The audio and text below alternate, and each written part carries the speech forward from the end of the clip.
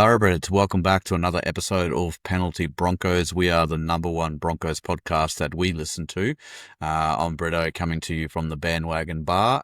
We've got one half of our forward pack online here. Langers has got a family commitment before he jet sets off for the week. But we have Ringer. Ringer, mate, how are you going? How's your weekend been?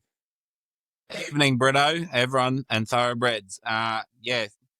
Sad that Langers isn't in Collinsville again, so he can join us for another potty. But been good, mate. Just working around. We sold some cows and carried on this week. Got to watch a bit of footy on the weekend, so it's been good. Seeing the girls get a win today, which I think we said is the only Queensland team to get a win. I'm pretty sure all the NRL Queensland teams lost, and the Brisbane Lions lost. So thank God for the Broncos NRLW flying the flag for the Queenslanders this weekend, mate. How's your weekend been? Yeah, weekend's been all right, mate. Bloody bit of soccer with the kids and whatnot. Beautiful weather here though. But Yeah. I'm jet setting off to the mother city tomorrow for a week. I'll be down and around in Brisbane, doing a bit of work and whatnot there. So just been getting the household ready for that, I guess. Yeah. Going on a hiatus into the valley of Brisbane City. It's a shame they're not playing on Thursday night again for you to be down there, bro. I know, double header too. Yeah. Double header. I would have booked the flights a bit later, but the missus has got to go to Cairns for a soccer carnival, so I have to get back. And I'm just looking. The NRLW Cowboys, they won, or the Did they? Cowgirls Oh, as they there we should go. have. Yeah, 14-10 over the Eels. They must have only just finished actually. They were still playing a bit there before I was listening to them. So, um, anyway, shout out anyone who wants their business shouted out on the potty. Reach out to us and whatnot. The email and everything will be in the description. And if you're listening to us, just slam that like button, please, guys. Really appreciate it. I think the last one actually got the most likes that we've ever had, which is incredible. It'll help us a lot with that algorithm. So appreciate that one. All right, we will rip into it. If you are listening to this, you'll probably notice that there's no chapter sounds this week because I am purely we are ripping this one through and I'm sending it out to the ether. I won't have time in the morning early anyway. I'll be on a plane out of here. So yeah, we are into the review. Storm v Broncos. We took on the Storm round 23 of the Telstra NRL Premiership down in Melbourne. Possibly the hardest away game, you'd have to say, for a lot of teams in the NRL. And this game stings. I've got the vision of Robin Williams' genie in Aladdin in my head, where he's pretending to be the bee and he gets hit by something and Mayday, Mayday, Mayday, just fucking going down sort of shit. That's what we were looking at here, and it's far out. But the reason that I'm pissed about it is because I think if we didn't hit the two hammies, we win this. Melbourne were not convincing, and they did not. Like, I know the scoreboard 22-2. Yeah, sure, that's not convincing. Like, they should have done what we did to the Rabbitohs. In reality, if we miss our starting halves, they should have put us away. So, big effort from the boys here. But anyway, first half, 18-8. We go into the sheds, 10 down. Considering we'd lost them in the first half, I thought that was pretty good, and I was actually pretty positive. I know in the chat I was jumping up and down about how we could probably do this. Then we come out and did not do. Sorry, it was 12-2. Sorry, Yeah. 12-2. And then obviously they come out. We scored nil in the second half, and they put on another 10 points, which again, just mate, really 10 points. And that obviously left us with the 22-2 full time there. We'll get through a little bit of these quick stats here. don't know if I trust. Yeah, I did do that. That's sweet. So 55% possession, 45% to us. The completion rate, 72% by the Storm. They completed 34 out of 47, 62% for us, 23 out of 37. Bit rough there. Average set meters, 39.39 for the Storm, and we got 41.6. We won the set distances there, even though, obviously Yeah. we had the go forward to do it. We just didn't have the execution that was coming in Yeah. behind it there. Tackle efficiency, 89.6%, 85.55% to us. They made 336, we made 379. They missed 24, we missed 43. They had 15 ineffective, and we had 21 negative play. The errors, 13 to 16. Penalty conceded was 4 to 6. So again, we didn't win a penalty count.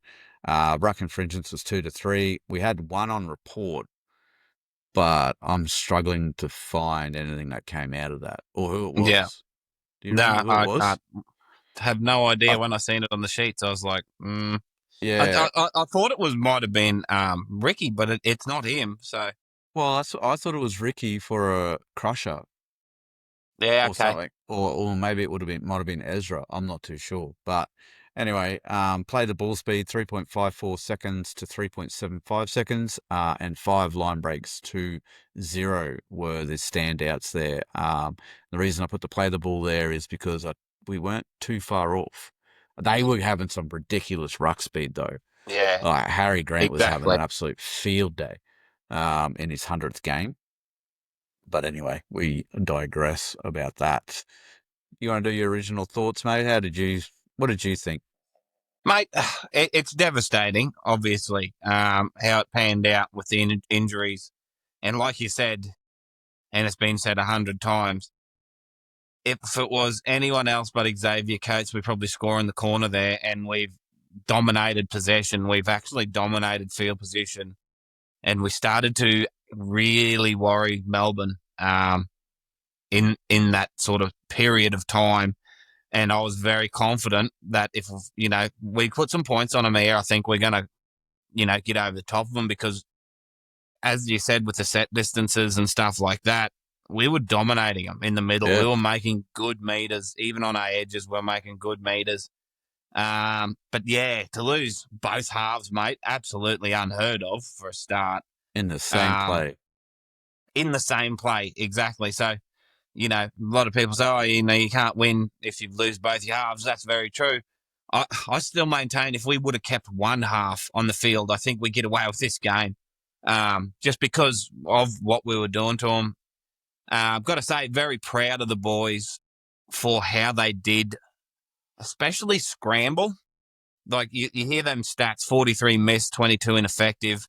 They've got Harry Grant, Munster, Pappenhausen, some absolute weapons there that can hurt you.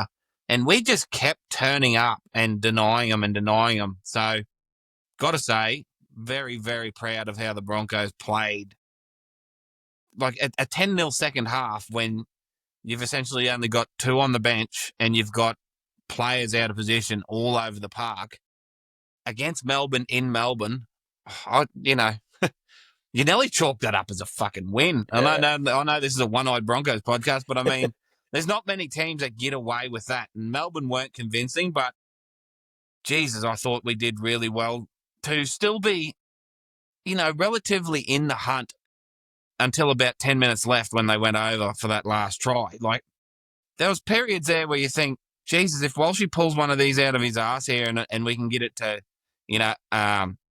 16-8 or whatever it would have been if we scored, it just felt like we could have done something. But yeah, the weight of everything that happened just caught up in the end. But yeah, got to say, still very proud of the boys how kept turning up for each other. And the scramble, I think, is something we can really take away from this game. The scrambling defense is there if we've got the mindset. And yeah, another one, Paddy Carrigan, really proud of how he stood up, revving the boys up all the time. yep. He was really leading from the front when Reno went off. So Yeah, so positives to take out of it, mate, but it's pretty hard to be positive about a game where you lose both of your halves. What a sliding doors moment too. Oh, Like if that pass gets to where it was supposed to, we score in the corner. Like I've got no doubt Dean finishes that yeah. easily. And then we have a Walshy forward pass to Cobbo on the other side. Like 12 points there. Yeah. Renault doesn't do a hamstring. He ain't missing those kicks. You'd have to think we're up, but we would have been up 14-0 at that point. Yeah, And just exactly. like, anyway, it hurts. It hurts so much.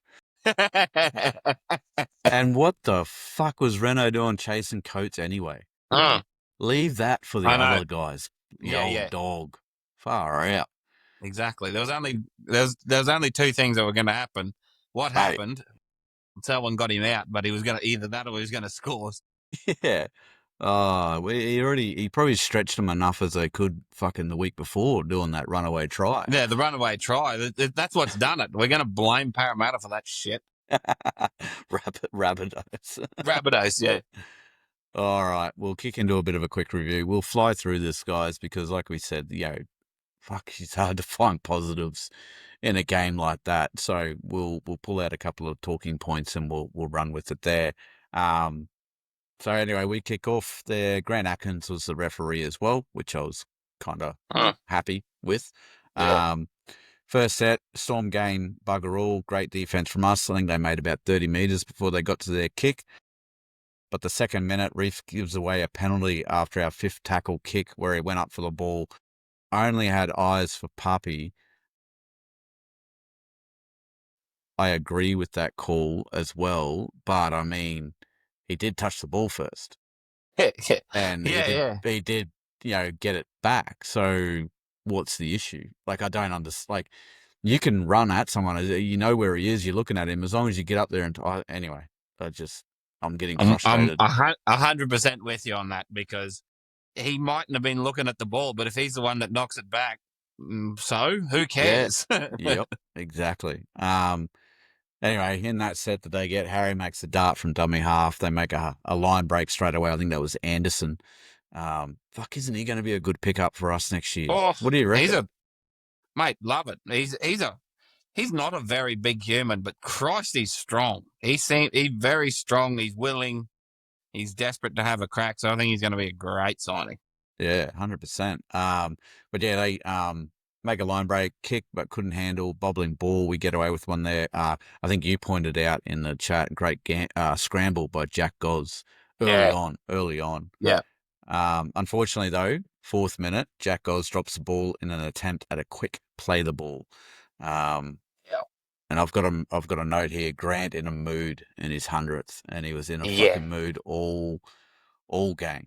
But again, they didn't really do much with it. He was doing his thing, but they weren't going with it. Wasn't much support for him, was there? So, which is lucky for us, I guess. But yes, Jack. Talk about Reece Walsh rocks and diamonds. Jack comes back with a great scramble, and then with zero pressure on him, fucking knocks it on out of nowhere. So it's like, Jackie boy. 6 minute kick in behind forces Walsh to play at it for a dropout. And I've just got a comment here. Something must have been said, but why do we get Brandy? Every game. Every fucking game. And he was loving it too. I reckon he nearly pissed himself when he seen Renault fucking hobbling off the field, followed by Ezra. Brandy fucking attacks us as if we beat them in the grand final, eh? Like he just goes after us and everything we do, every penalty's deserved. He'll call a knock on from fucking bloody the C-suite up in the fucking commentary box from 100 yards away. Yep. He don't give a fuck. Too bad Langers isn't here because we do a short dropout and nail it. That was beautiful. Yeah, the first time ever. And we get the ball back, but anyway, Munster kicks it too deep again. Walsh captures it. I got that in the 8th minute there for a 7-tackle set. And I was getting excited around this point. We had a 7-tackle set. We were rolling down the middle. We nearly get a try in the 9th minute to Katoni at the end of that 7-tackle set. Yeah. Just a perfectly weighted kick by Renault. In through there, unfortunately, he bobbled it. Yeah, That was beautiful, beautiful, and so close. I was up and about for it, 100%. So, but then Melbourne get their turn with 7 tackles. I've just got a note here that we really needed to slow the ball down because Grant was doing awful Yeah, things for us. Mariner good under the high ball with Coates breathing down his throat there, so it was good signs early on. I was getting nervous with the fast play the balls from the Storm, second phase play, but we were holding on. We were sort of regaining our possession. It missed out the stat that was up on the screen. I should have went back today and had a quick look because we were going with them there for set completion. I know we had the yeah, Jap we were. guys with a knock on there, but other than that, we were holding Mm. them and doing what we had to do. So 13th minute, we go to run it on the 5th. We make a half break, but a loose ball sees Ricky kick. Mate, if that had come off, I'm putting Ricky down for man of the match instantly. Like, He hoofed it too, eh? He had a fucking red hot crack at kicking the mate, shit out of he wanted to do like that. Wasn't like he's like righto, no, that. I'm gonna give this a crack. Yeah. That was fucking beautiful. From that, and then uh, what do we get then? So bat back. That's right. And then in the 14th minute, there's a bit of a messy play there from the Storm, and Payne picks it up and he heads off downfield, finds Shibber and support, who finds Walsh, passes it forward to Cobbo. And I was Yeah. just like, fuck, like, Yeah, that's another, Reese. like, we're potentially two tries ahead at this point, Yeah. sort of thing. But yeah, Payne, that it's a scary big man heading downfield. Oh, When he he is so fast. but he's ridiculously big. Like when he starts palm a bit and then gets into those back guys, you understand just the size that he is, and he's just moving downfield. Yeah. Um, but it was So good that athletic. he's just a specimen. Good that Shiver was there. I was happy. Yeah. He sort of be back in the mood. He had a bit of an off game. I thought a couple of, like I said, he was Yeah. getting tired from the Origin and full season of first grade and all that. But I actually was disappointed that Reese didn't put it in a little kick. I would have thought Yeah, that would chase have it through. served better, Or die especially with the with ball. Cobbo. Or die with the ball. Could always do that. Could always do But that. get behind the kid. You know he's a forward pass thrower. Fucking give him some space. Yeah. He's so up on his hammer. But anyway. You know he's going to pass it. So just make sure Yeah. you're in the right position. Yeah. But anyway, I've got absolute rocks from Reese. But then, like, that was a comment in the heat of the moment. Yeah. 15th minute, Grant and pushes Shiver in the back, contacts the man with the playing the ball. We get a penalty kick, which was very nice of them to give us a 0-2 lead at the time there, with Renault converting that one. I know we never get those penalties either, so it was helpful. Yeah, 100%. And then I did get these stats: 56% to 44% possession to us. Yeah. However, Yeah. 62% completion by the Storm and 83% for us, and 4-2 in the error category. Yeah. So So, they were on the rocks. mate, they were doing great things in the middle. Don't get me wrong. They were quick play the ball. Second phase play was killing us, but we were scrambling good. But they were making errors. We were Yep. completing. Like, anyway, the more I talk about it, the more I get pissed off Thoroughbreds about what we just seen let go. The set after points, we made a 30-meter gain and got to a long kick. 19th minute, Stags and Hunt with a hit on Bloor, who loses the ball, and we get a full set on the 50-meter line. Beautiful tackle by both Hunt and Stags there. I think Hunt did the main driving though. But yeah, great tackle. And then Ricky with a goosey. I had to put that in there. I fucking love that. I was like, Yeah. Ricky's on one tonight, eh? He'll do a solos try at some point. Pretty Ricky's taken everyone talking about Ali Katoa personally tonight. He's having a fucking red hot crack. He's going to fucking put bombs up. He's pulling the goosey out. Like he's trying to get some attention. I've got it highlighted in the stats there. These 2 kicks that he got. But yeah, we get a set restart 5 meters out, and then this is where it all turns to shit. This is when we put Yeah. the Mayday, Mayday, Mayday signal out. SOS, send help. Intercept from Copes, from a looping ball from Mam, out to, I think his target would have been Mariner. Foot races on. Cobbo gets him, forces him out. Not much in it. Bunker rules no try, though. Huge effort from a lot of people in one play. Effort from Mam to go for it, effort from Coates to intercept it. Then we got Cobbo chasing him down and getting it over the line. Like, it was all on. Fortunately, once the dust settles and we're all looking at the bunker and seeing what's going on, Renault and Mam come to light.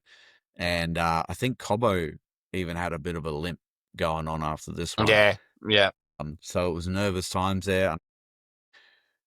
A change, number 1, 21st minute. Billy Walters on, Adam Reynolds off. Interchange number 2, 21st minute. Jaden Hunt on, Ezra Mam off. And then we also do a third one a couple of minutes later for Kobe to come on and Corey to have a rest there. But the change is Ben Hunt goes to 7, Katoni goes to 6, Walters on for 9, and Jack Goz to the centres. Starting to see why Jack Goz gets selected most weeks. If Madge has got that kind of confidence in him to do a job in the centres with Katoni going to 6, which I actually like. I honestly thought Walters would come on, and he was going to go to 6. Mariner would drop back to fullback. Walsh would go to 7 or something like that. Or, surely somebody else can run at 9, just feed a pill all day, and Walters I thought they were going to 6 send there. Kobe for sure into 9. Yeah. But anyway. But yeah, no, doesn't work out that way. So, Katoni's done a job. He's played World Cup footy at 6. So, and I think he even played a couple of games for the Broncos at 6, hasn't he? Baby Bronco kind of he's stuff. filled in when in shittier times when we've had injuries. He's not a 6. I think it's always a mistake putting him there because he's such a threat where he is that your bad 6 can just get him ball and fucking let him cook. But anyway, it was just unheard of. Like, you can't blame anyone for anything. Yep. The roller coaster of emotions in that play, because we were so fucking good in that lead up, and we had them fucking cooked on that edge. The exact right thing happened, the Harbour Bridge, and it had to be fucking Xavier there, who plucked it out the air brilliantly. You got to give it to him. Tallest man on the fucking field. Course. And then so you sort of drop your head after that, and you think he's going to go all the way once Mariner drops out of the picture, which blew me the fuck away. I thought Mariner would have wheeled him for sure. Yeah. And then everyone just gets a glimpse at, holy fuck, everyone sleeps on Selwyn's speed. Because once that boy gets wound up, he was eating meters there and come up with a try saver. So, emotions up we shredded them on the right edge, so we're going to get a try. Emotions down for the fucking intercept. Emotions back up for fucking Selwyn saving the try, and then the dust settles and we lose half our fucking team. So, good. How very Broncos of us. There was a couple of comments there. I think it was on the team list video about Cobbo. It's like, why did we select Cobbo as the slowest winger in the comp? Mate. Go Calm back down. and delete that comment.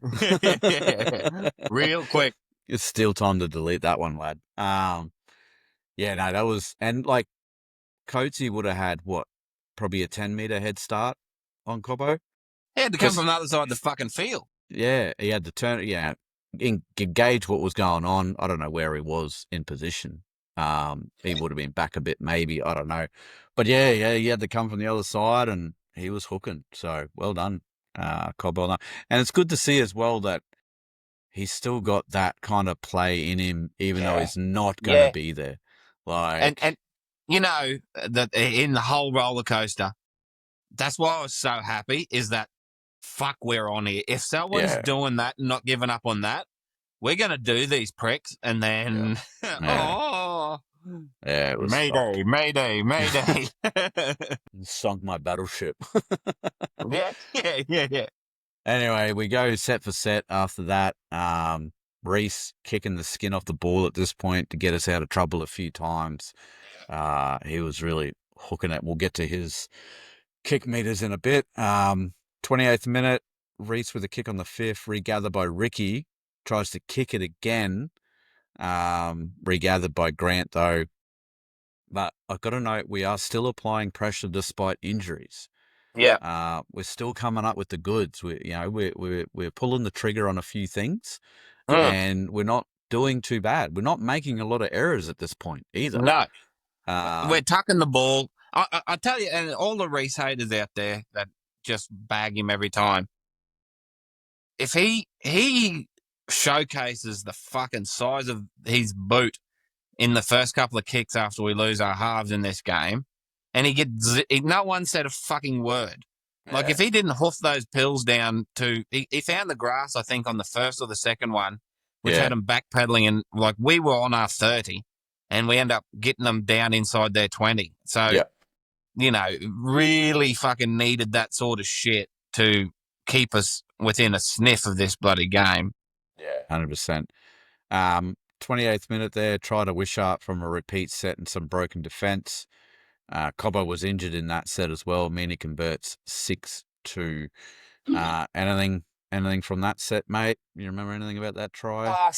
Second phase just killed us again, and we're at 6s and 7s. It's only been a couple of minutes after we've sort of all restructured, so there's people still getting blokes still getting used to where they're playing, and fucking Tyron Wishart scores more fucking games than he doesn't. So I'm not unhappy, because I thought, fucking, okay, this gives us time to get behind the posts and actually figure out what the fuck we're going to do here, because since the coach no try, it's been ball in play. So we haven't really had 5 seconds to sort our shit. So, and it's 28 minutes and Melbourne's just scored their first try.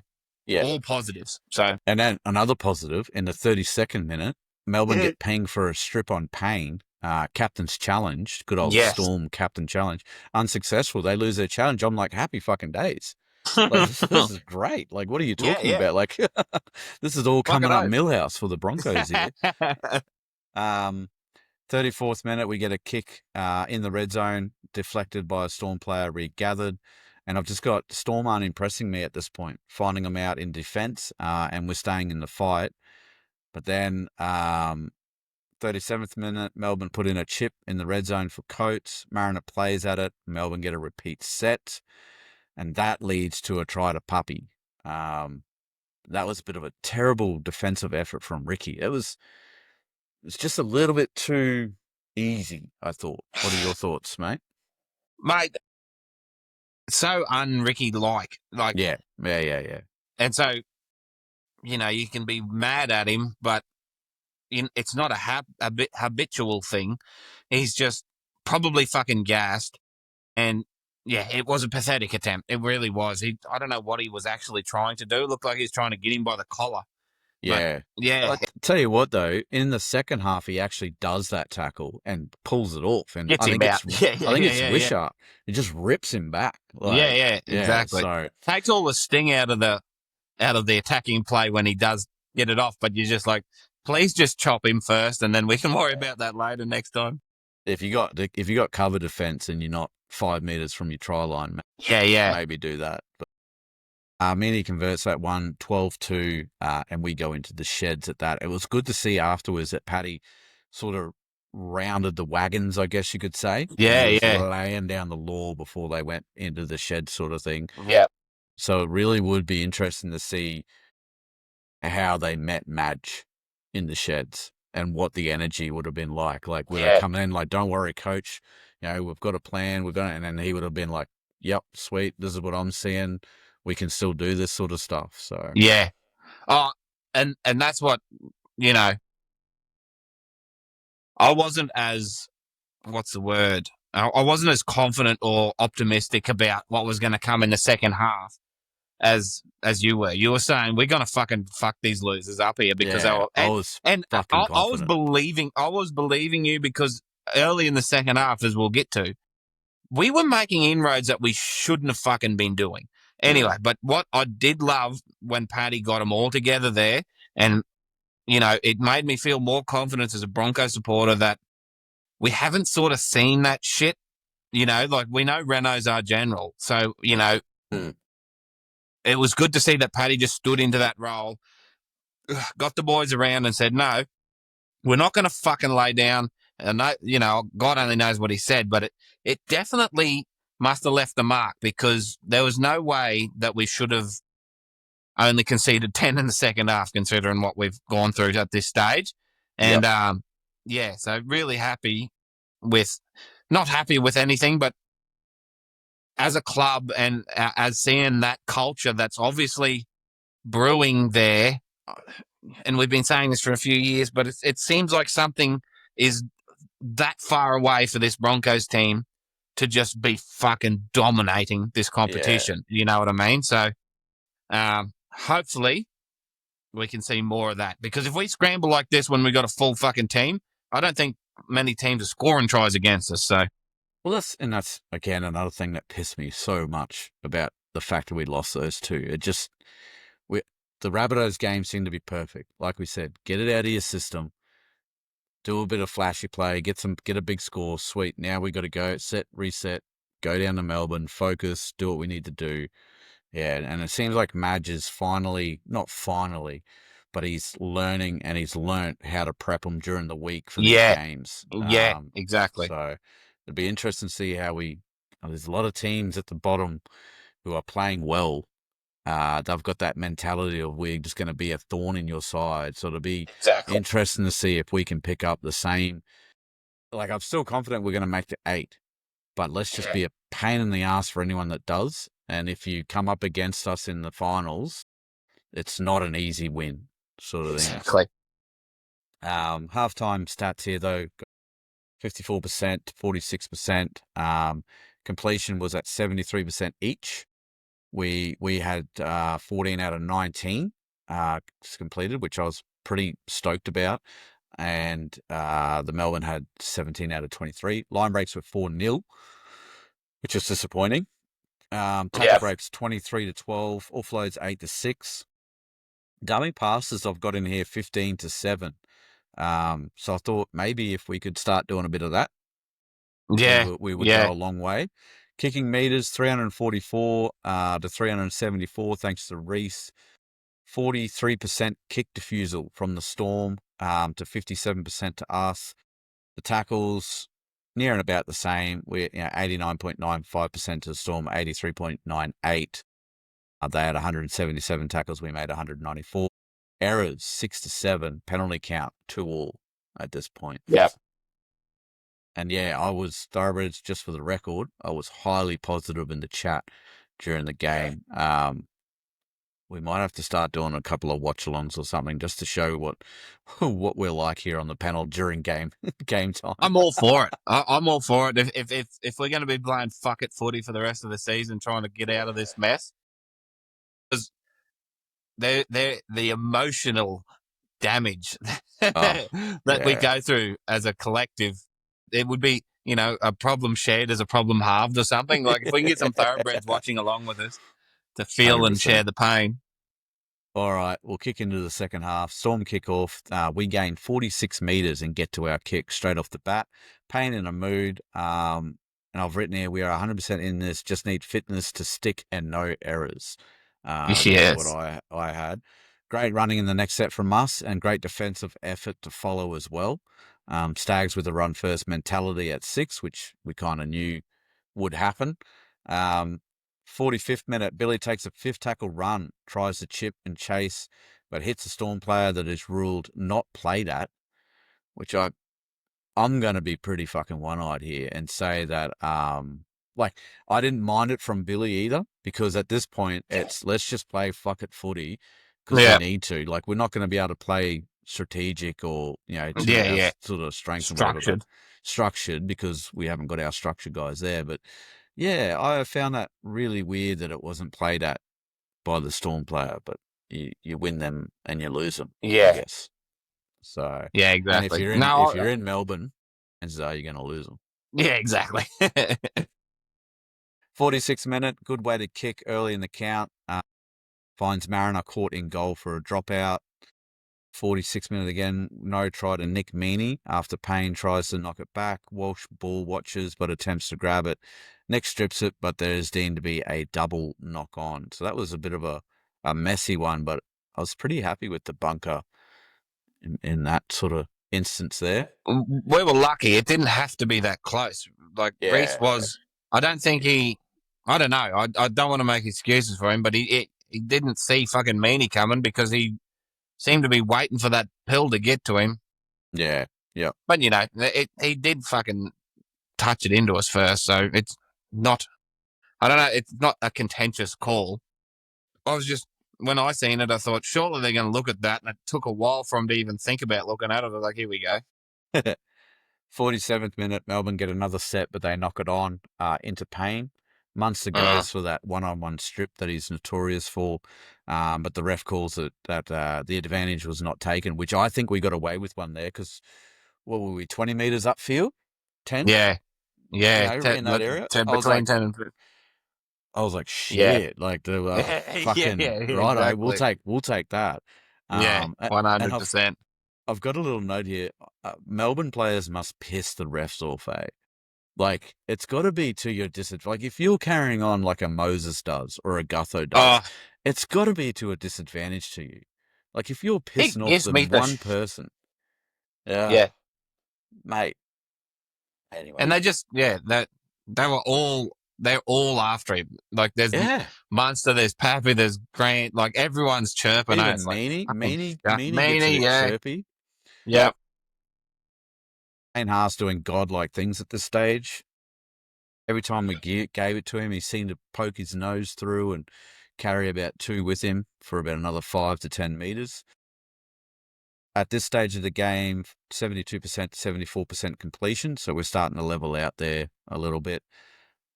50th minute, bit of a messy play with some loose ball from both teams. We are really good in defence, is what I've got here. Error from Jack Goz while we are in a prime position. Hurt us, though. So, Jackie boy. I'm willing to forgive him.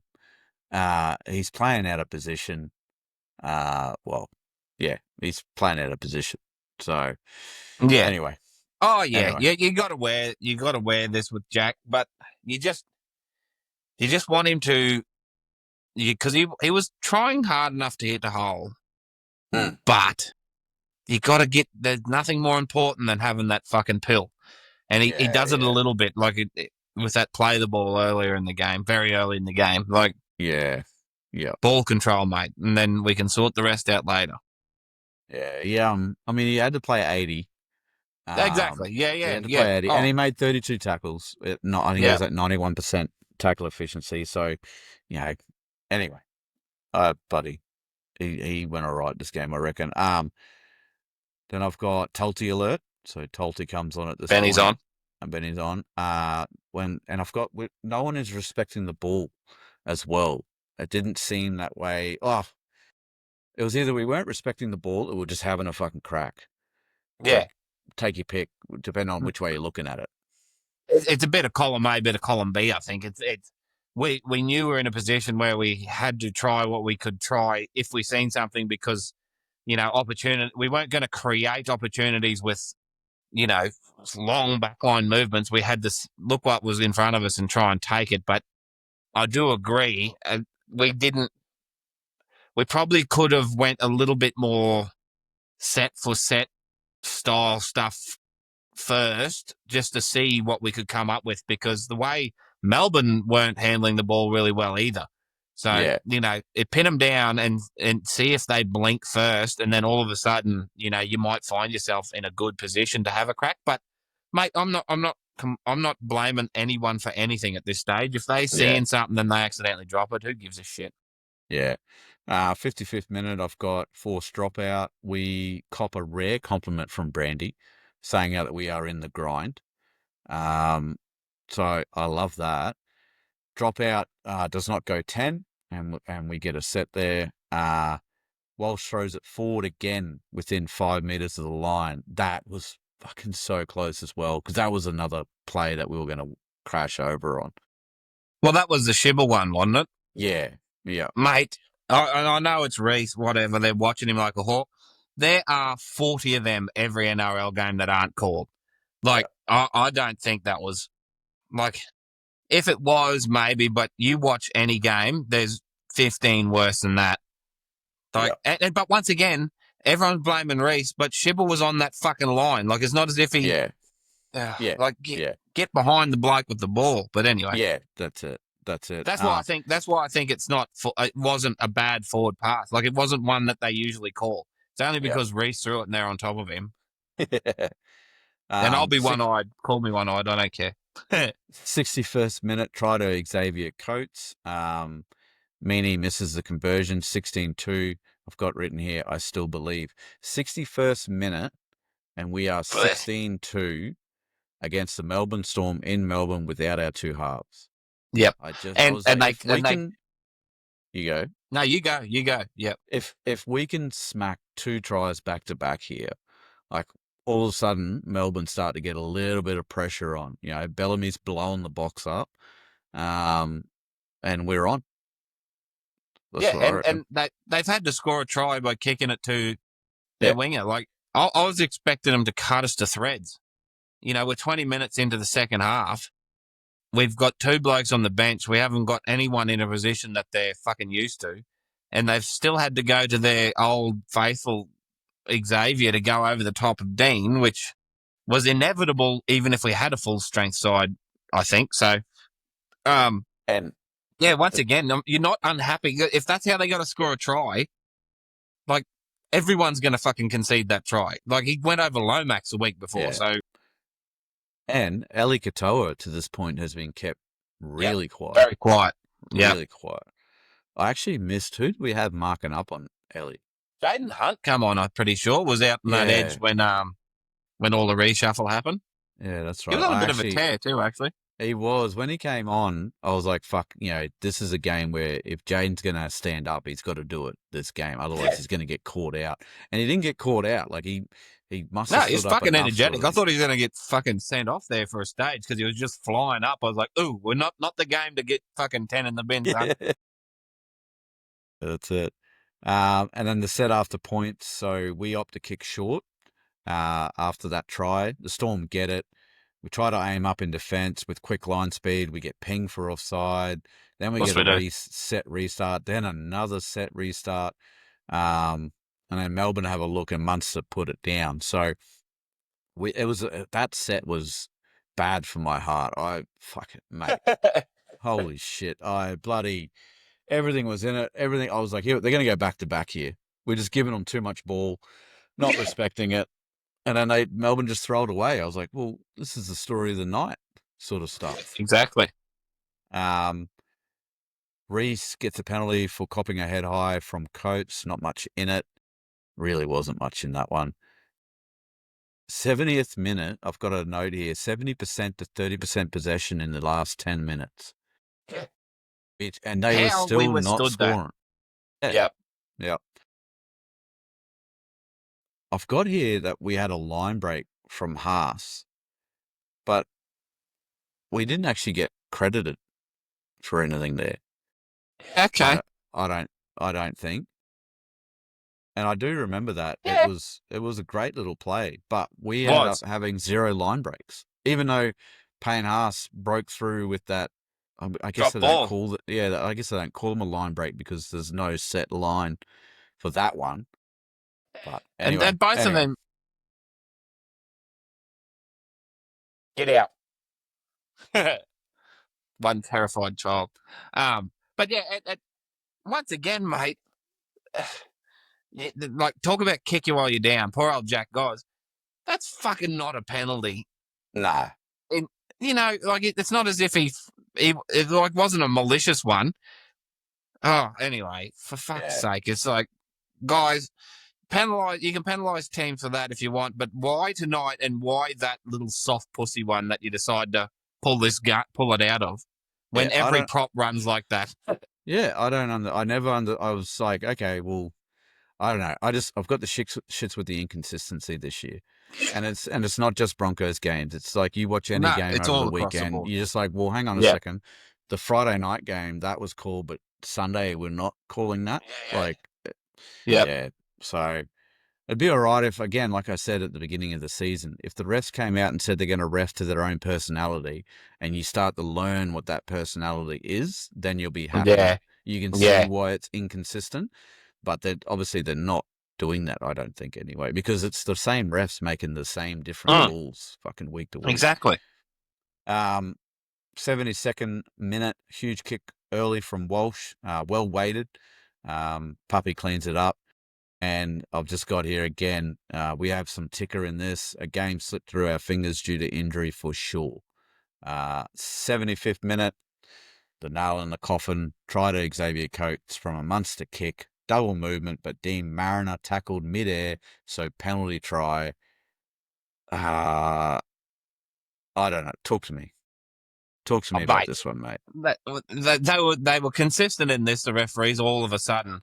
But I like, because they sent Teague Wilton off in the fucking on the Saturday game for the same thing, and they got a penalty try, I'm pretty sure. But I don't understand in a try scoring.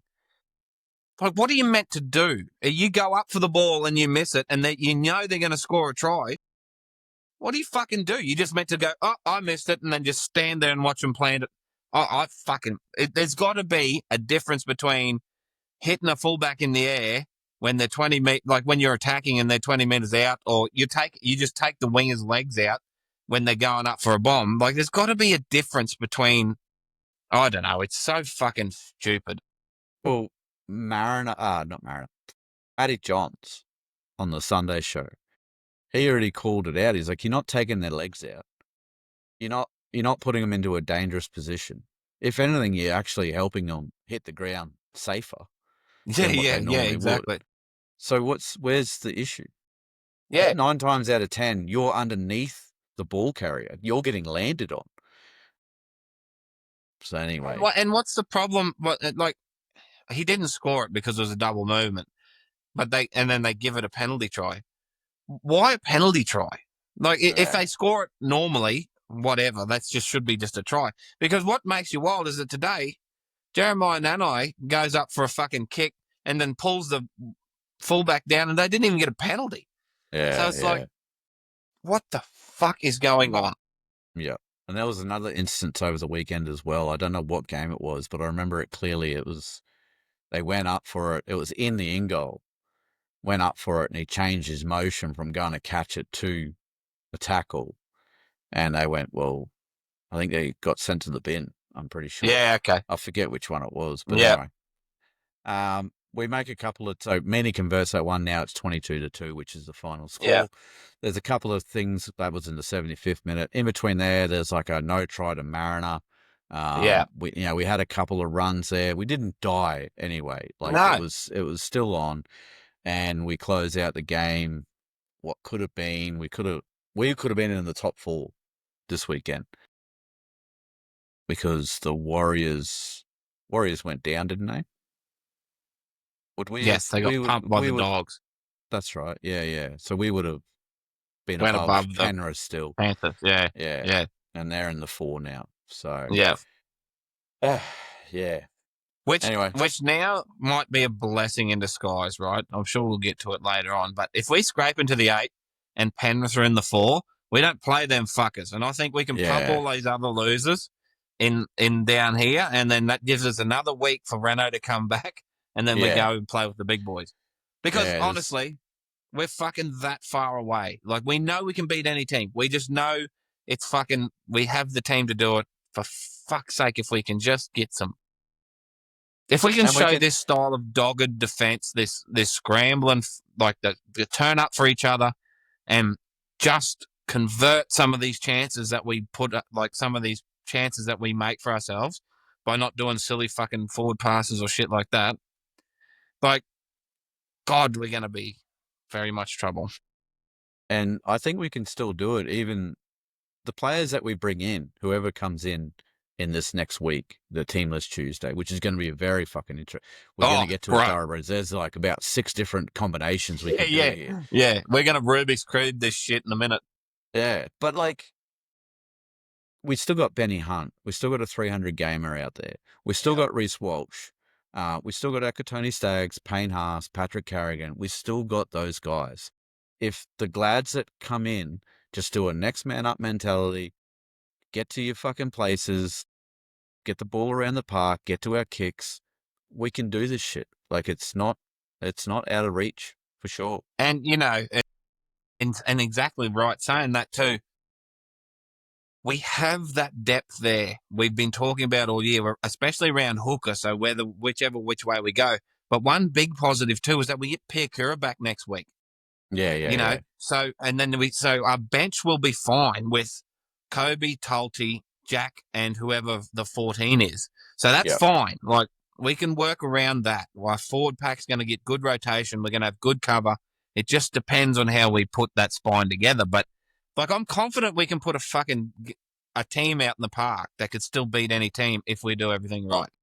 Yeah. And I mean, we lose Cobbo, we get Karapani back, or we get Arthurs back. Arthurs was a leading try scorer on that left edge when he was there.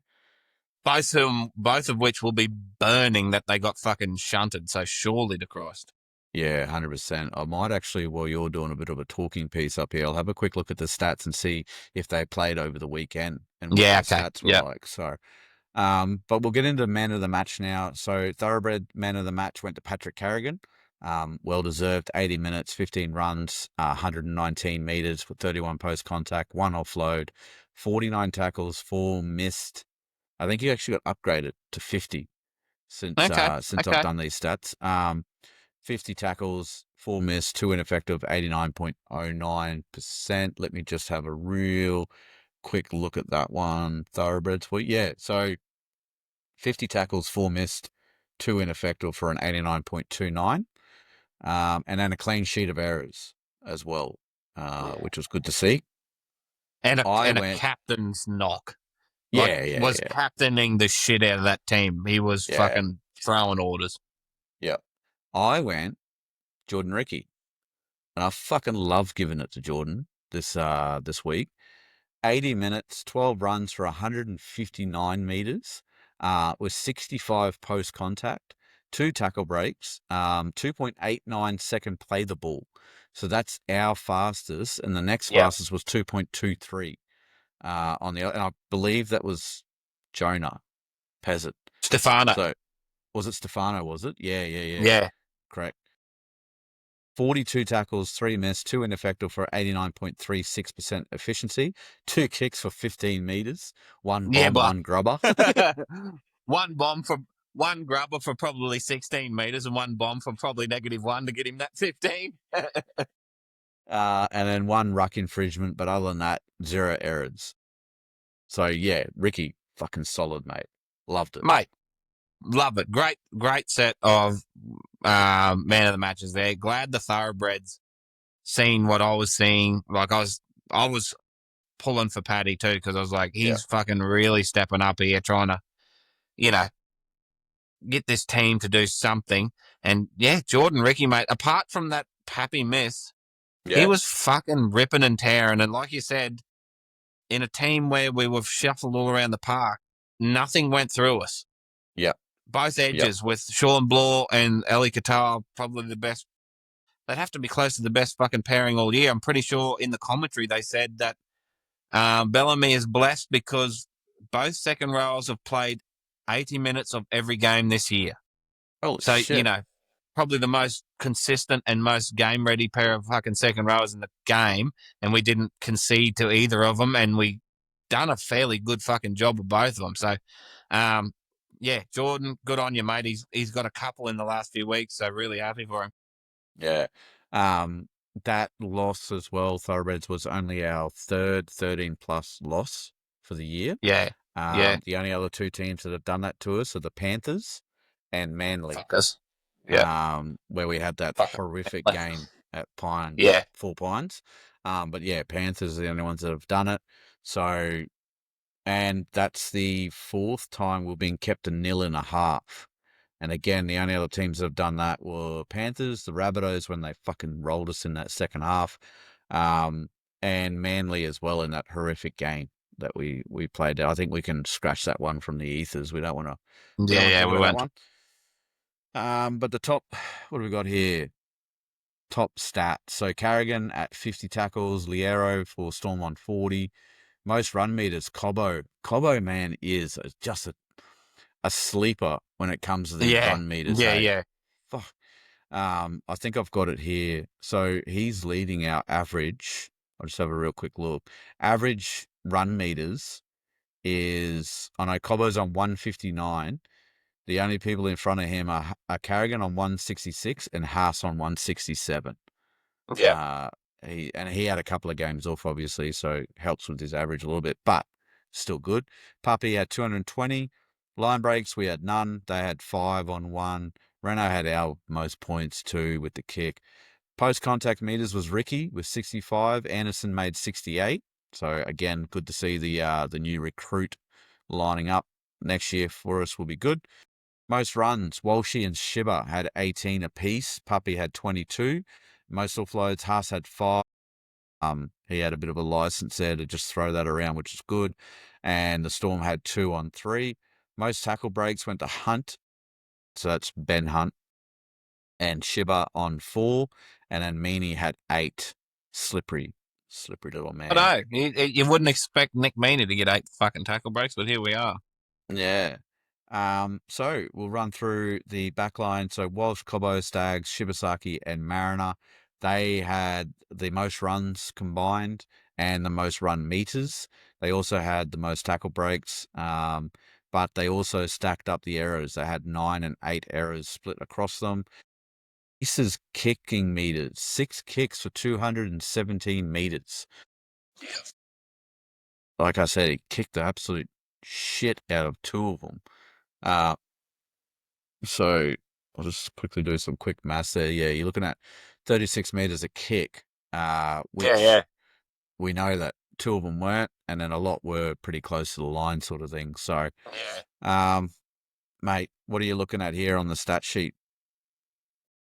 Oh, all had a crack.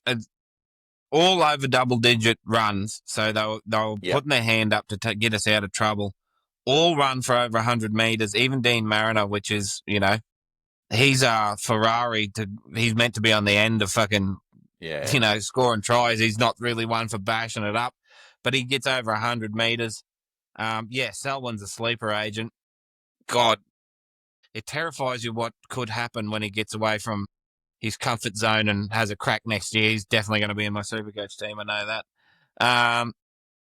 But yeah, a few errors, mate. Once again, it's Reese, but it's Reese in the apart from his forward pass to Selwyn in the first half, everything else was trying some fucking thing to get us points. Yeah. When we had no one else doing it, so But I hate saying errors, 3 handling errors for Reese is par for the course. Yeah, exactly. And they counted. They would have counted that Meany one as a handling error. You know what I mean? Like, it's not as if he's dropping the ball at fucking will. It's more the other stuff that you're worried about.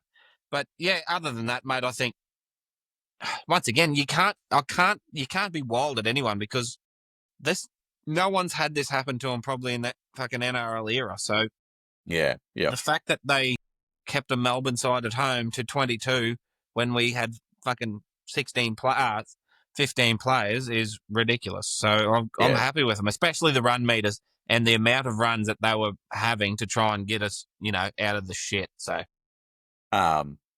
Shibasaki shout out there, 58 post contact as well. Huge. Yeah, that's a Getting big through effort. his work.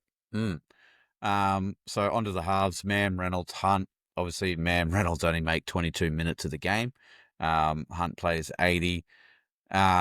And Hunt, obviously, he has the most sort of stats here that I guess we can call from. Yeah. But, I mean, still 11 runs, 43 meters, made 28 tackles for an 85% efficiency, seven kicks for 161. So it just shows, what Reese was doing with his kicks. But unfortunately, not much to talk about in the halves here when it comes to stats. No.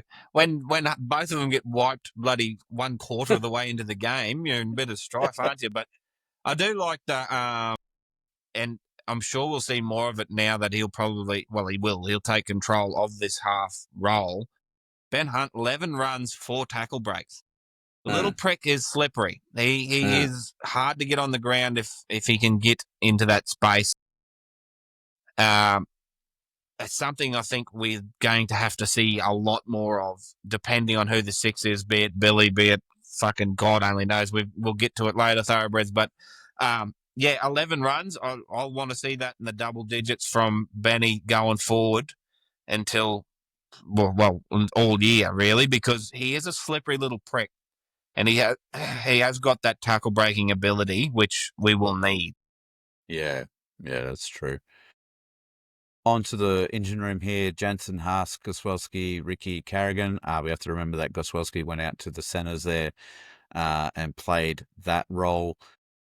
Us with 15, Carrigan with 15 runs. Everyone in the double digits for runs here. Ricky with 159, followed closely by Haas on 151. Again, Haas was doing good things, right? And Ricky still punched more post contact. I don't know. He didn't make it. I mean, he didn't get a line break, and he's got 2 tackle breaks to Payne's 3. So, Yeah. and Payne made that little dart downfield as well. So, yeah, Payne made 2 big darts. He obviously I don't know how his post contacts aren't more. He mustn't have got touched on his way through both times. But I mean, yeah. Anyway, great work from the bloody engine room. Yeah. Obviously, something up with Corey Jensen, is there? Because in a game where we had one of our forwards playing on an edge in the centre, still only played 41 minutes. Yeah, So and he had 6 missed as well, which is very un-Corey like. That's not Corey. That's not Yeah. Corey Jensen. He's usually the safest. And, 13 runs for 109. Like, he's only making 8 meters a run or less. Yeah. Which is not like Corey. So there might be something there. He only not long off coming back from, what did he have, a calf or something? He had a blood clot in his calf. That's right, blood clot in his calf, Yeah. yes. So, maybe there's just a few coming back from that, but we're going to need him to bump those numbers up to take a bit of the load off. But in saying that, we've been asking for our second rowers to do more, and Ricky has picked that up and run with it lately. So, like we said, we'll get our Picura back, who should have 2 headgears on, one on the top and one upside down under his fucking chin for next week, just to keep him on the field. Yeah, proper. Well, I was about to shout somebody out then for some good stuff. Anyway, we'll move on. Yeah, Goz. I will touch on Goz. Goz did very well defending in the centres. He was 91% tackle, 91% tackle efficiency. Exactly. So you've got to give him credit there. Against the Melbourne side that did come at him a fair bit, he held his own. That's who I was going to shout out. Payne Haas, 46 tackles, 0 missed, 1 ineffective. 98% efficiency. Payne. Fucking hell. So the engine room, they stacked up, obviously, the most post-contact meters with 208. They had the most offloads combined with 6. 5 of them went to Haas. Tackle efficiency, they had the best in 90%. So great effort from the lads. Yeah. 198 tackles, 14 missed with 8 ineffective. Ricky's sitting there with his 2 kicks. Good on you, mate. And then Carrigan, clean sheet of errors, as we mentioned before. Onto the bench, the super subs. Billy Walters, 59 minutes he had to play. Kobe Hetherington did 33. Tolte had 20. And in that 20, he punched out 8 runs for 69 meters. And he made 10 tackles with 1 missed, 0 ineffective for 91%.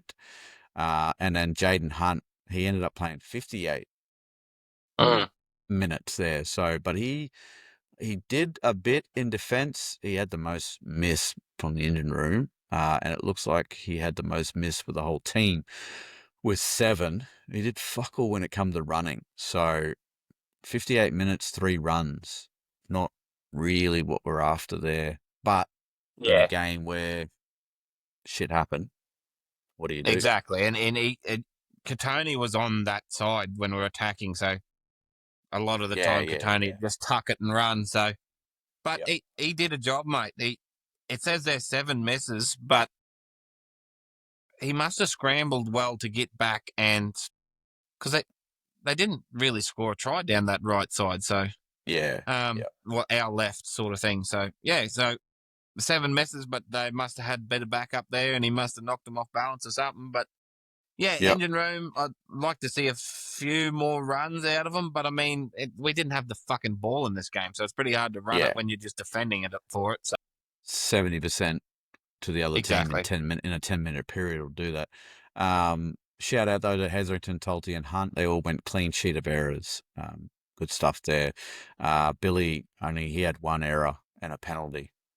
So Yeah. other than that, he was pretty clean as well. Yeah, look, what could have been really is all we'll say to round out that one. I think we can get more confidence out of this than what we would normally, if that's the right way to 100%. go about it. I think Yep. there's a lot of ammo there for Madge, and I think there's a lot of ammo there if we get half the team back firing before the second match against Melbourne in round 27. This will be Yes. the one that slipped away. Let's get that, and we'll be at home. We'll be at Suncorp. Let's get into them and get the 2 points that we missed out on in this round. All right. That's us there for the game review. We'll get to a bit of Gronk now. We don't have any Thoroughbred talkback, guys. Again, I really thought this game would have brought a couple of yous out of the woodwork. But that's all right. We'll get there. Yous will start slinging them in, and we'll have to start picking them off so that we can keep the episode short. I can just feel that in my bones. But we'll have a listen to what the Gronk wants to say on this one. Guessing it won't be positive.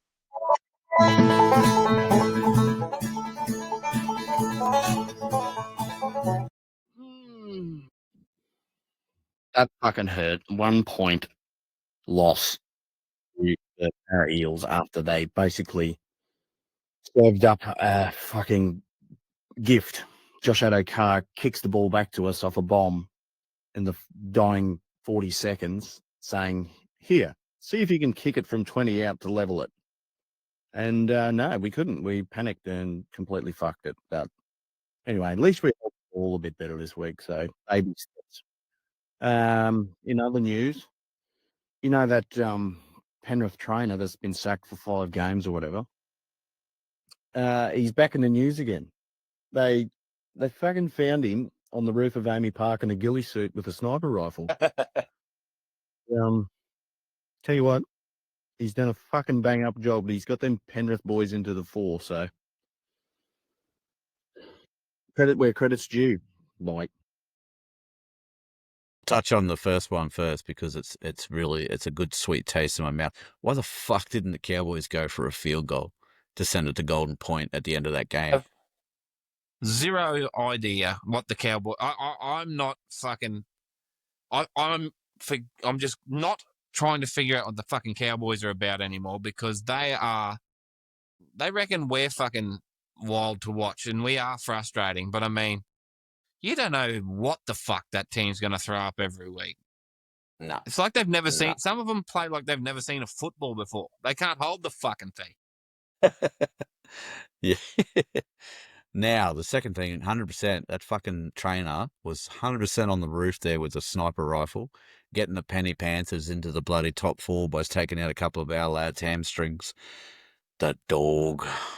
No, and he was paid to just take one out, but he obviously got a fucking good ricochet. It's bounced off Renault, hit the deck, come off fucking Bellamy's box glass, and then back down and hit bloody Ezra too. So he done well there.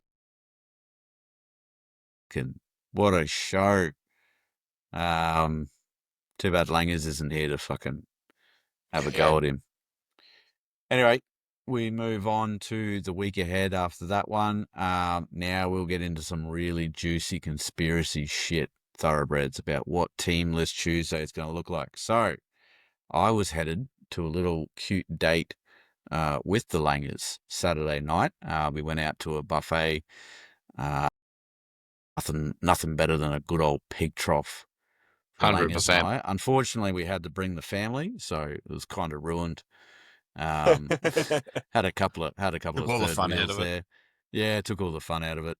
But on the way there, got a message from the brother-in-law down watching the Blackhawks play, taking on the Wynnum Manly Seagulls, and he said, "Hey, Jock Madden and Corey Pakes are playing." I was like, "That's very interesting," because only last week they had them down as a peck and had the season gone from Madden and then an elbow for Corey. So I can report that even though Wynnum went down pretty handedly to the Blackhawks, Jock Madden scored a try, had a few good, decent runs as well, and Pakesy got through 43 tackles.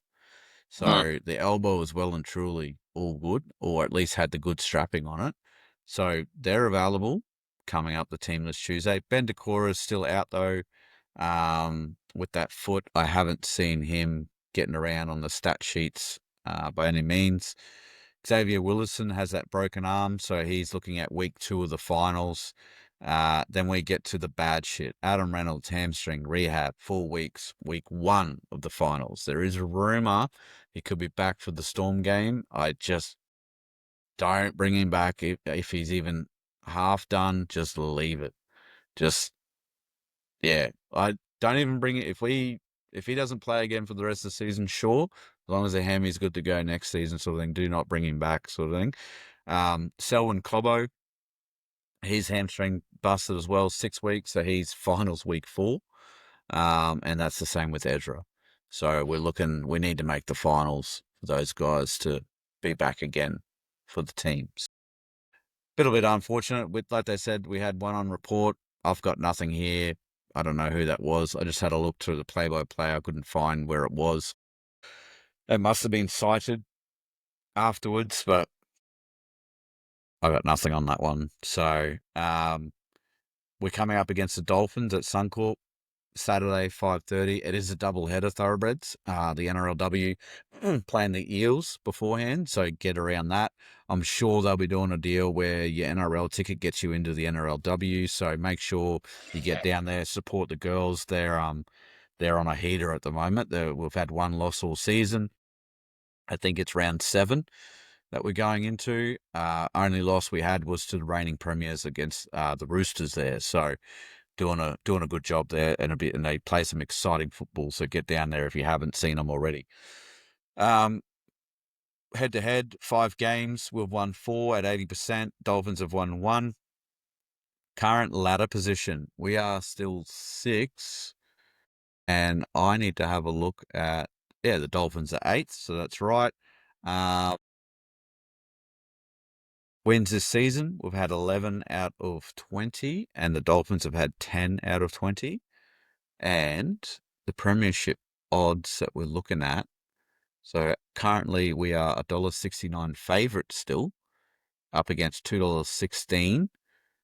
And then when it comes to premiership, I believe, if I heard correctly on the Matty John show, Hammy from Sportsbet said that it's the biggest slide. We went from $9.50 out to $26 Yeah. in one game. He said that's the biggest slide for a premiership hope. The Dolphins are at $56 for the premiership. Last time we met them was in round 4 at Suncorp, where we beat them 20-12, 4 tries to 2. Their current run, they had the Roosters, which was a loss, and what a big loss. Holy shit. Yeah, that was a pumping. That was a humping, a thumping, and a pumping. And then they've had a win over the Warriors, win over the Cowboys, lost to the Sharks, and a win over the Rabbits. We have had a Storm loss, Rabbits win, Eels loss, Titans win, Bulldogs win. And thanks to the Roosters, their for and against has come back to 119, and ours is at 104. So if we had beat Melbourne, we would have actually been above them in the for and against as well. So thankfully, if it comes down to it, it might be between for and against between Dolphins and the Broncos for the top 8, depending on how they get players back as well. Yeah. So, mate, let's just hit this conspiracy shit out of the park while we're early on. I've found the stats. Josiah Karapani and Jesse Arthurs did play in the Bears win over the Dolphins 30-12. Both played, so Karapani played centre. Jesse played winger, 4 and 5. Josh Rogers as well played in this game at 5'8". He is a potential to come in. Hit me. Joshy had 1 try. He scored 14 points though. It kicked the shit out of it, 4 out of 5. Karapani had 14 runs for 106 metres. Jesse had 13 runs for 130 metres. Josh Rogers had 7 runs for 159 metres. Wow. I love Josh Rogers. The fucking Bro. He's such a good 5'8". Unfortunately, I don't know if he needs to go somewhere else. Yeah. To get a start or something, but hey, surprising the Cowboys haven't tried to lure him. But well, if I get my way, we'll go through our potentials in a minute. But keep going. Did they score a try? Arthur score any? No, Arthurs and Karapani didn't. No. Okay. But what is like Jesse had 100% tackling. He made 7. Didn't miss any. No ineffective. Karapani had 80. Made 8. Missed 2. And Jesse had a clean sheet of errors, and Josiah gave away 1 penalty. How did happy Joshy go in days. defence? He had Josh Rogers. He 15 tackles, 4 missed, 78.95%. Okay. So now that we've found that out, you want to go with your potential? Yeah, who it's going to be? I'll give you 2, and I'll give you 2 Go. because I think if we win this game, I think we stay in the 8 no matter what, because we surely pick up another one before the end of the year, and that should keep us in 8th no matter what else happens, because we'll be on 30. We'll be 2 points in front of the Dolphins, and the Roosters will probably win. So yeah, I think if we win, if we can pull this one out, we put ourselves in a position to not be fighting for the 8. We should be more comfortable in picking up a win before the end of the year to keep us in the 8. So team list wise, for me to be as least disruptive as possible to what we have, I would put Ben Hunt 7, Josh Rogers 6, Corey Pakes 9, Billy Walters 14. Yep. Business as usual. Hunty, get the forwards around. Josh Rogers, sit out on that left edge. Work with Piakura. Ball out the back to Reese and just do your job. Nothing flash. Reese will do the mad play shit. But I don't know if that's going to happen. The thing that I think he will do is put Hunt and Walters into half and 5'8", and then bring Pakes and either Smoothie or Moser or someone into that 14 role, or Smoothie if he's not hurt, if he's not injured. That's what I think will happen.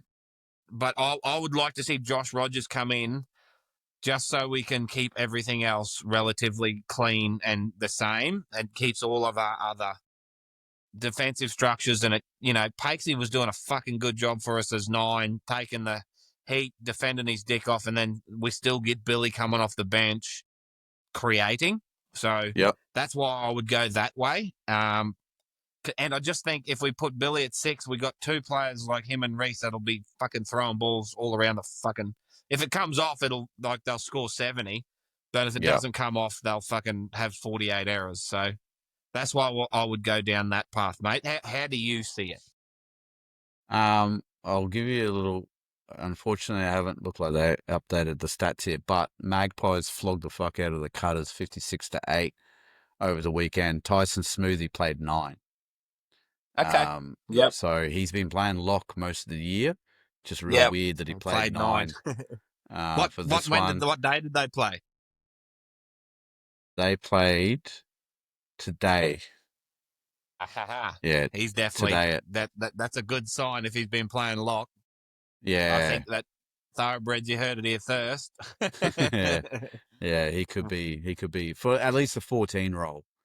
14 or 9, yeah, exactly. Yeah, because I can do up this now. So while we're talking a bit of shit, but my first go, what I think will happen is Rogers, same as you. Rogers at 6, Hunt at 7, Pacey at 9, and keep the difference on the 14 roll so he comes on and does his thing. That's Really how the I difference. see it. Yeah.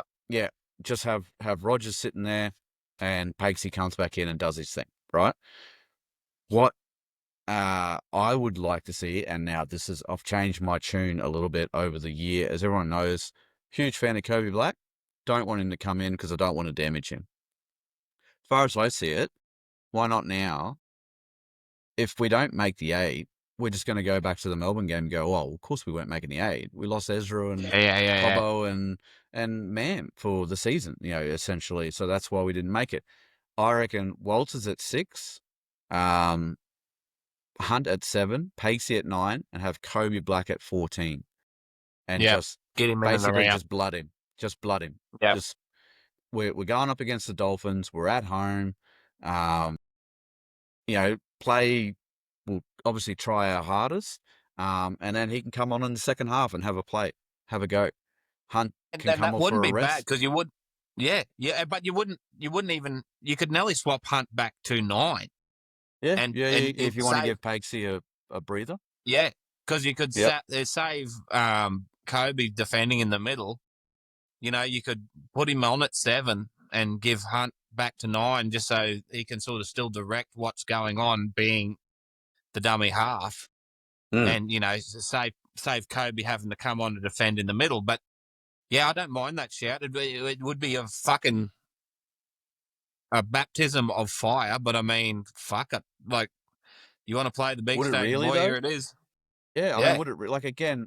We're missing the players that he in his position. We're not missing any other players. Yeah. We've still got our fullback. We've still got a hooker that we started with. We've got Benny Hunt still there. Everything else is pretty good. And it's against the Dolphins. And then what do we got? Boys, Hills in there. I'm pretty sure. Yeah. Oh, Eels again. Yeah, there is something stupid where we play. Melbourne's last. No, Knights, isn't it? Knights. Sorry, yeah. So we go Dolphins, Knights, Cowboys, Storm. So fuck. We shouldn't. With the team we got, we should fucking pick up 3 of them. Yeah, exactly.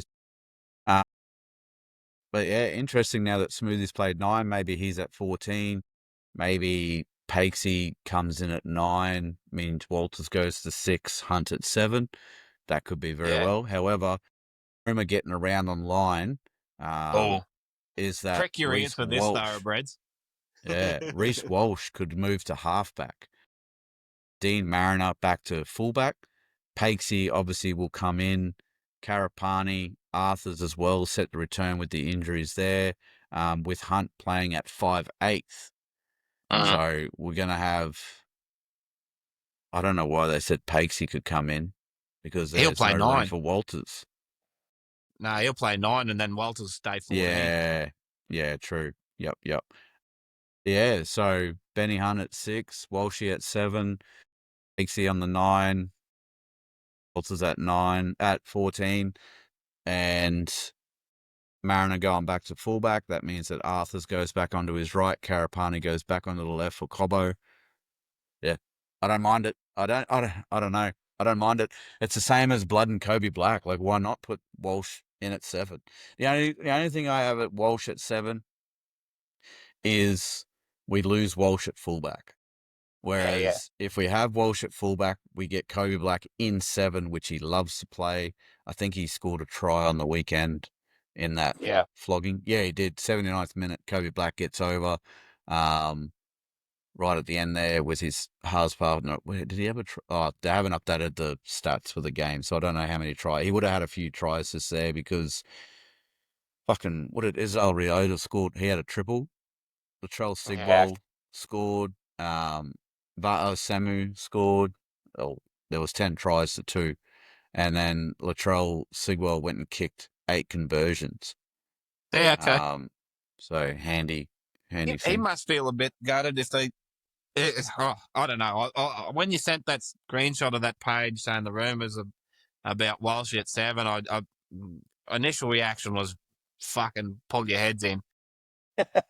But the more I stewed on it, I thought, well, he's going to want his fucking hands on the ball anyway. Yeah. So, like, he's going to be doing that anyway, no matter how we line up. So maybe just do it and say, get yourself into position to kick for us, knowing that you're going to be. And I did say in the chat to you was that he could be our best communicator.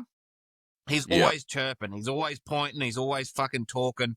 He obviously organised our defence really well on the weekend to keep us in that hunt for as long as we were.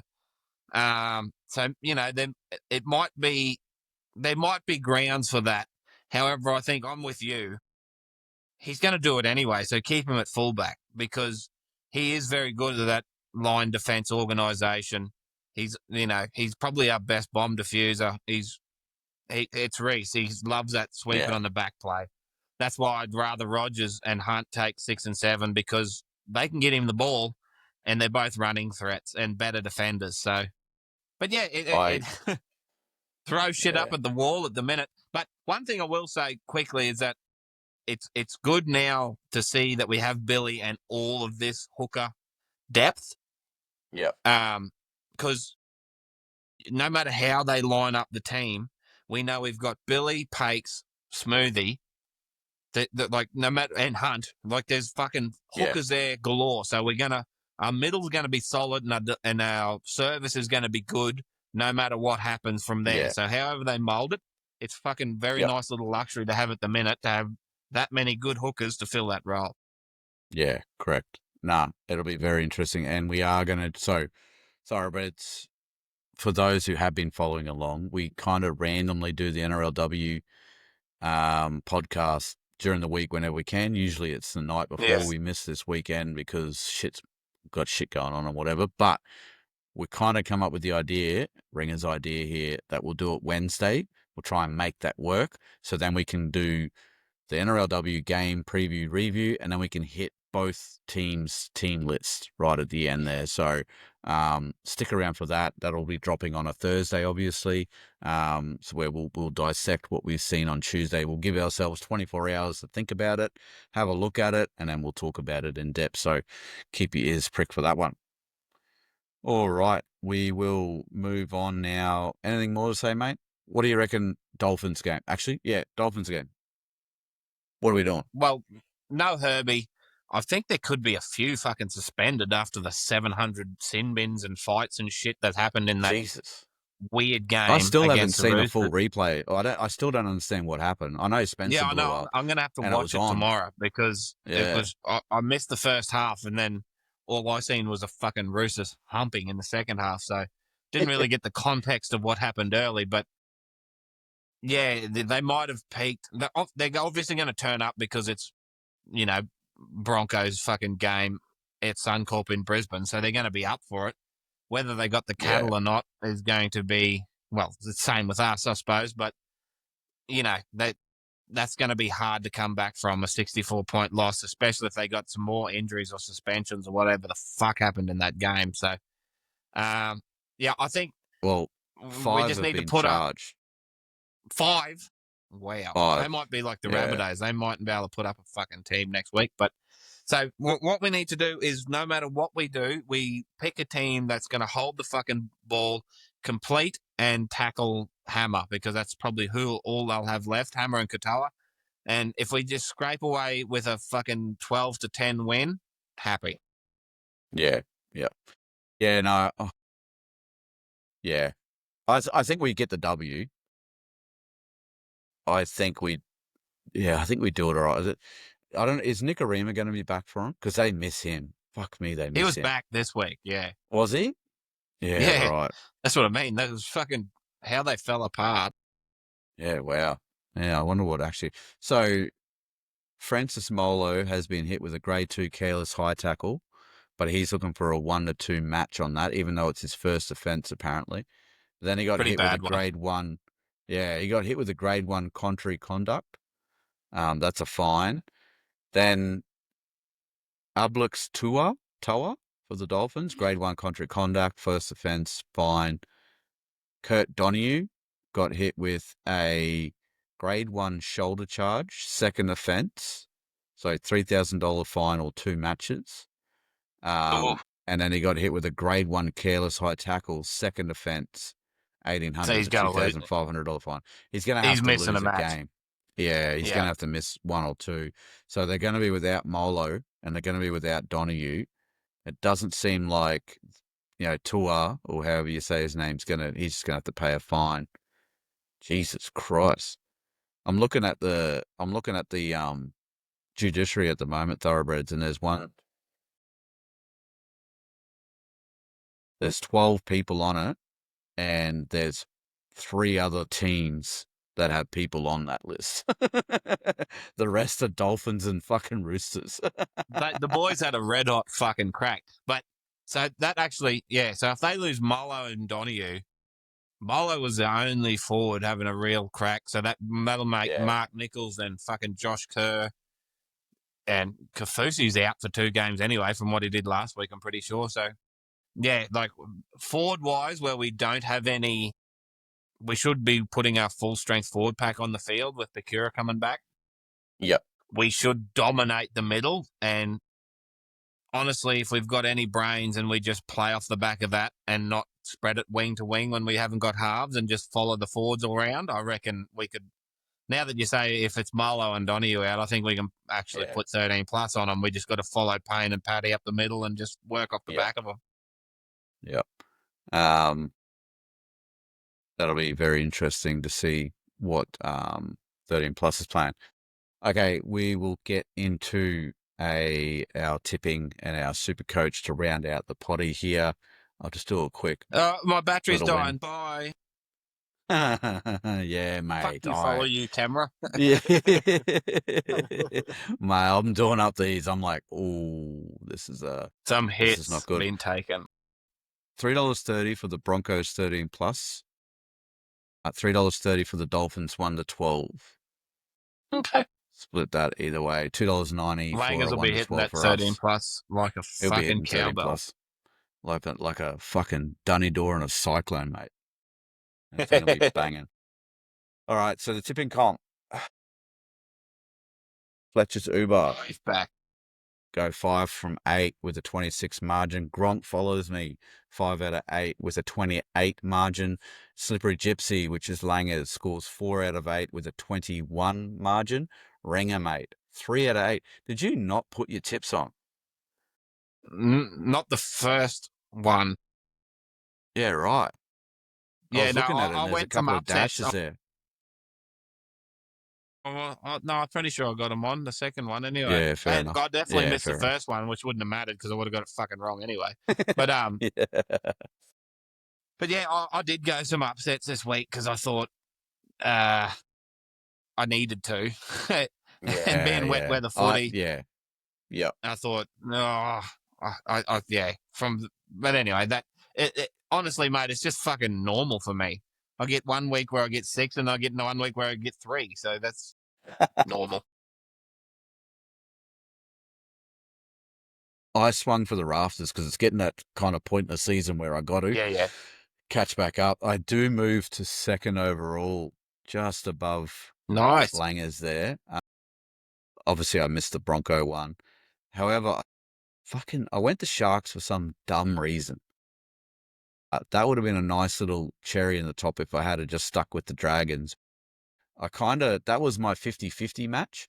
And I went I was like, whatever everyone else is tipping. And they went 81% to the Sharks. So I was like, yep, sweet. I'll do that. Fucking idiot. Typical fucking Honestly, dragon. Yeah, and I honestly thought the Warriors were going to beat the Bulldogs because it I was did raining. too. Pissing down. Yeah. Yeah, I was like, but then Tanner Boyd got dropped. Probably should have read the stars there, the tea leaves, whatever you Yeah. want to call it. But I'm glad I got the Rabbitohs and just got away with the Eels on that one. Not a lot of people backed the Rabbitohs, actually. 82% went to You Titans. done well there. All right, onto the Supercoach. Oh, so Dan R's still leading our Supercoach. He only got 3. The tipping, sorry. I'm in second. Langers is in third. Gronk, slowly, he's done well. Oh, well, look at that. We are 2 through to 5. Gronk is on 4th, and you're on 5th, mate. I've come up. Yes, go the Joker. Come up. Yeah, good job. Good job. Couple of people languishing down the bottom there, but we'll see how the bottom of the season goes for them. Supercoach comp. I don't know if there's been any updates. I don't think so. I think everything still looks pretty normal. Yep. Yeah. Yep. I'm exactly where I left myself. Supreme leader, well done, mate. 96 points for first in our league. Seen some big scores though. There's a couple of people who captained Teddy on the weekend will be going fucking huge. Cowboys year, shout out 1,342 for second. I reached out to that lad actually to congratulate him, and he reckons, cheers for that. Still lost my head-to-head. That is. Hasta La Vista makes an appearance for the first time this year, 1,335 for third. So well done to you, mate. Joel sitting in 15th, has a good weekend. So we'll see where he ends up after everything is released tomorrow. Scores 1,292, so he beats all of us here on the panel. I come in at 1,245. Booyah Bulls. Ringer 1,066, but you called this.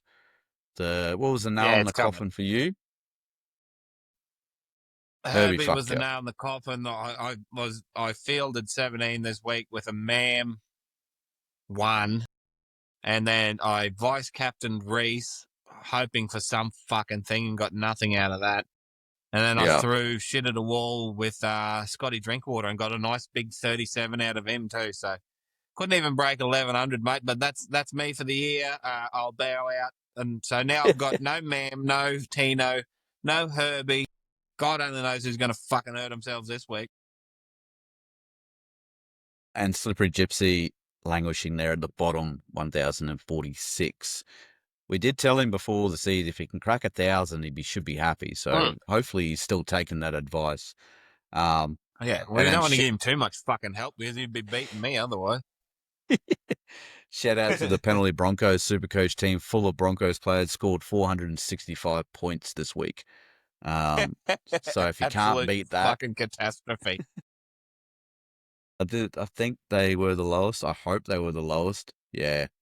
There's a couple of 700s in here, 600. Oh, there's a 517. Jesus.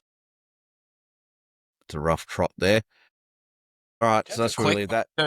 Before we move right on, this Penalty Broncos, I think we got a league ranking of 381. So there's some shitters in here, but we've got some fucking weapons that are keeping us up off the bottom. Yep. Yeah, good shit. Love it. Can't wait to actually see what happens next year if we can get a bit stronger, for sure. Yeah. Best bets, all went to shit. Nothing. Joash Papali. I was fucking.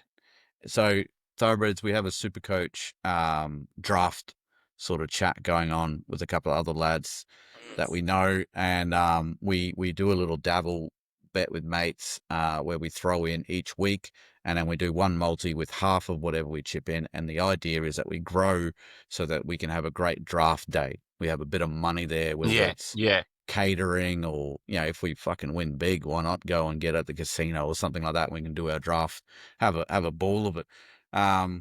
I was sweating on Joas Papali'i because I think it was going to be like my second win for the season. Yeah, in a row. And he was sniffing around. I was watching him. He was sniffing around the ruck. He was involved in all the backline movements. And do you think he fucking could get a hand on the ball in good space? Anyway, Gronk's he went Joas for best bets, didn't get up. I went Ali Katoa in a rare game where they dominate really 13 plus. He doesn't get, he got close once or twice, I think, but he wasn't really involved. Langers went Zaki Lomax. Unfortunately, it was Josh Adokar that had the double on that there. And you went a Nico Hines, mate, in a game where the Sharkies shit the bed. Oh, mate. Yeah. I am never backing trust the a Sharks Sharks. player again. I can't do trust it. the Sharks. I thought if there's a game, home game, Nico's been on and off, and I thought he was good odds, but no wonder he's good odds because the fucking Sharks are pretenders. It'll be hilarious if we can get a few wins and the Dolphins can scrape in and the fucking Roosters will get in and the Sharks fucking miss out. That'll be hilarious. It's probably rightfully justified, though, honestly. Right. They'll bow out in the first week anyway. Yeah. Yeah, I'd rather play them than Parramatta or St. George at the moment. So, I don't know. But that means the Bronco bet went fucking so wrong. Bed shit there. Road to $1 million, that went bed shit as well. 3 out of 13 for a 23% hit rate. Absolute bed shit. But we gamble for the fun and not for the rent. Thoroughbred. So exactly. We will be back next week. You can count on that. And we might be shit, but hey, having fun doing it. That's for sure. Fucking oath. All right. I think that's it. We've done our wrap up before we wrap up because we did the team list sort of chat. We've said about the live. We're going to do it live Wednesday, you reckon, mate, or what? Yeah, I think so, eh? Yeah. Yeah. All right. We'll set that up and get going. Have you got anything else to chat about, mate, or is that it? No, not really. I think the Titans got fucking robbed again. It'll come out. You'll probably see it on 360 when Jaden Campbell got smacked in the mouth right in front of the fucking post to make it. And you're like, oh my God. In saying that, though, Jaden Campbell also blew a fucking bomb try. 100%. Like, you shouldn't get down to those points. If you're going to lose a game because of that, you didn't do enough to win it. But it just fucking seems unfair that the Titans get 2 weeks in a row where they get fucking fed. Now they're looking at losing Tino. He'll go to the Bears. Surely he'll go to the Bears. If you're the Bears and you don't throw a couple of million at him, you're dumb. Yeah. I reckon that's where he ends up. I don't know if I don't know. Could be the greatest player to play, but just that foundation or trying to build clubs. Wasted his whole career trying to build a club. It'd be. Did he get a premiership before he left Melbourne? I think he did. Yeah. Okay. Well, that's okay. He needs a ring before he because if he does go to the Bears, I highly doubt they're winning one in the first couple of years. Yeah, that's true. Yeah, I don't know if he actually. I'm pretty sure he did. 2019 and 2020, he was there. Yeah. Okay. So, yeah. Anyway, all right. We will call it a day, whatever you're listening to this. Thanks for listening, Thoroughbreds. If you found us, that's good. Share us around. Tell your mates. Hit the like. Hit the subscribe. Head over to our Facebook, Instagram, and TikTok. We've been teetering on 1,000 Instagram followers for weeks now. We'll get above, then we'll drop, then we'll get above. We really just want to solidify that because we're going to do a bit of a giveaway once we do the 1,000 because we've kind of done it organically. We haven't done it with the whole share it around and like all this shit and we'll give you something free. Yeah, boost it. We've done it organically, so we'd rather keep it at that and then just reward the people who are in there at the moment. A like on our post costs you guys nothing and it's easy to do, so please do that. A comment gives us motivation. We love the engagement that we get with that. Sharing our content introduces it to other people, so now that Instagram has reposts, hit that, repost it as much as you want so you can show all your mates and whatnot. We do try to be funny. Sometimes it misses, sometimes it hits. It's good to see though. And hitting the favorite button wherever that is helps us with the engagement, what you guys like. So we've kind of got a bit of a algorithm going on there to just see what really does hit. Bet responsibly, bet for fun, not for the rant. Be a contributor to society, stay out of one another unless it's consensual, and we will gallop off into Team List Tuesday. Catch us later. Thanks, Thoroughbreds.